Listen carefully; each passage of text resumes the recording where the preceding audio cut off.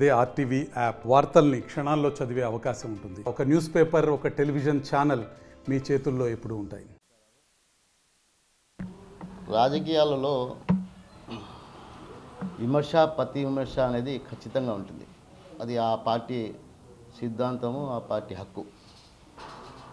ఇంకొకటి ఏమంటే రాజకీయాల్లో అధికార పక్షం, ప్రతిపక్షం ఈ రెండు ఉంటాయి. అధికార పక్షం ఏదైనా చిన్న తప్పు చేసినా ప్రతిపక్ష నాయకులు దానికి ఎత్తి చూపాలి, ప్రజల్లో తీసుకుపోవాలి అనేది ఉద్దేశం. అది ఖచ్చితంగా వాళ్ళు చేస్తారు.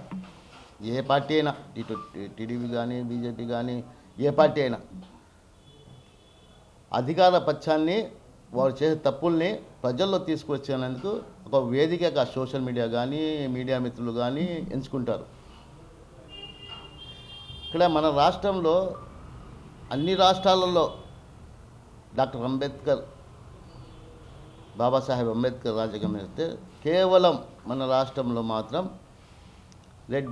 లోకేష్ రెడ్ బుక్ రాజ్యాంగం జరుగుతుంది. ముఖ్యంగా కడపలో ఇంకా ఎక్కువగా ఉన్నది. ఎందుకంటే తమ పార్టీలోని కొందరు వ్యక్తులు, మహిళలు కానీ ఇంకొకరు కానీ వాళ్ళ నాయకులపైన విమర్శిస్తే విమర్శలు చిన్న తప్పు దొరికినా మాకు ఆనందమే రాజకీయ పార్టీలకు. అటువంటిది వాళ్ళ పార్టీ వాళ్ళే చేస్తే అది ఇంకా మనకు సంతోషం. ఇది అవుతుంది, ఒక ఆశ్చర్యకరమైనది అబ్బా అని చేస్తాం.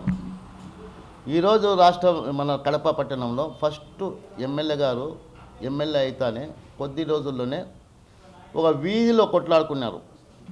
వీధిలో కొట్లాడుకునే దానికి అతను వైఎస్ఆర్ కాంగ్రెస్ పార్టీకి సంబంధించిన మనిషి అని నందలూరు ఫయాజ్ను అతనికి రేప్ కేసు పెట్టించి అతన్ని లోపల వేపించి కొట్టించి రిమాండ్కు పంపించడం. ఆ తర్వాత అతను వచ్చిన తర్వాత అతని పైన రౌడీ షీటర్ కూడా తిరగడం జరిగింది. అదేవిధంగా మన ఆమద్ భాయ్ ఒక చిన్న గలాటలో వాళ్ళు రాజీ కూడా అయిపోయినారు. ఆ పార్టీ అతను ఆమద్ భాయ్ వాళ్ళు రాజీ కూడా అయిపోయినారు. రాజీ అయిపోయిన తర్వాత మనం అధికారంలో ఉండామని పోలీసులకు చెప్పి మళ్ళీ రీఓపెన్ చేపించి ఇంకా వేరే సెక్షన్లు కూడా పెట్టి ఎక్కడో దుబాయ్కో సౌదీకో పోతూ ఉంటే ఎయిర్పోర్ట్ నుంచి తీసుకురావడం, నిత్యంగా రావడం, ఇది ఖచ్చితంగా రెడ్ బుక్ రాజ్యాంగంలో ఒకటి అని చెప్తున్నాను. కానీ అది కూడా వాళ్ళు విఫలమైంది.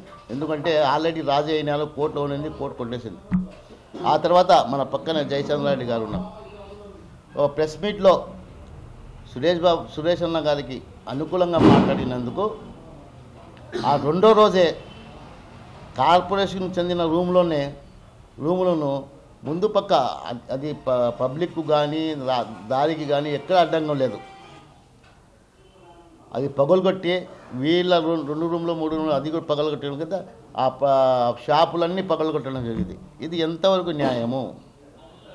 ఇకనైనా మీరు మారితే మంచిది. ఎందుకంటే ప్రజల్లో నిజంగా ఈరోజు మీరు మీ ఓట్లు వేసిన దీనికైనా ప్రతి ఒక్కరికి ఇంత చెడుగా చేస్తున్నారు అనేది భావన ప్రజల్లో వచ్చేసింది.